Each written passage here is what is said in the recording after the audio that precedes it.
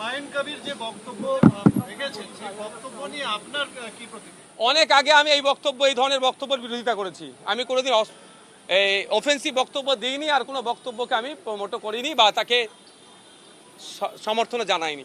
হুমায়ুন কবির বলছেন যে সংখ্যালঘুদের মানে অধিকার খর্ব করা হচ্ছে, এই ব্যাপারে কি বলবেন? এটা দ্বিমত হওয়ার কোনো জায়গাই নাই। কিন্তু সংখ্যালঘুদের অধিকার খর্ব করা হচ্ছে মানে রাগ হচ্ছে, রাগের জ্বালা মিটাবার জন্য চারটে গরম গরম কথা বললে অধিকার ফিরে আসবে না। সায়েন্টিফিক ওয়েতে যেতে হবে, নির্দিষ্ট পরিকল্পনা করে এগোতে হবে। কোন জায়গা থেকে অধিকার কাটছে সেই অধিকারটা না কাটতে পারে, তার জন্য অ্যান্টিডট কি আছে। চারটে গরম কথা বললে অধিকার ফিরে চলে আসবে না। হুমায়ুন কবির বলছেন যে আমি মুসলমানদের সাথে নিয়ে রাস্তায় নেমে সেটা ভেঙে দেব, এই শব্দটাকে, এই বাক্যটাকে আপনি কি কোনোদিন সমর্থন করতে পারি না। এক নম্বর কথা। দ্বিতীয় নম্বর কথা, মুসলমানদের কেন ঢুকাচ্ছেন? ওনার দলটা কি শুধু মুসলমানদের জন্য তৈরি হয়েছে?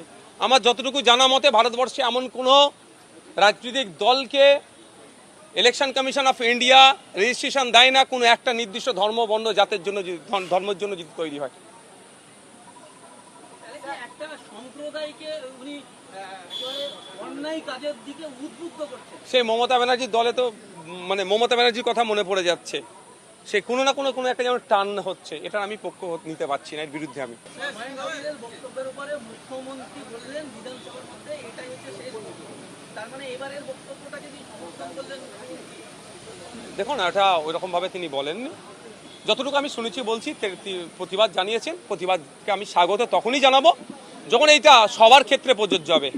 নামটা হুমায়ুন কবিরের জন্য ওর অফেন্সিভ বক্তব্যকে আমি কোনোদিন সমর্থন করি না।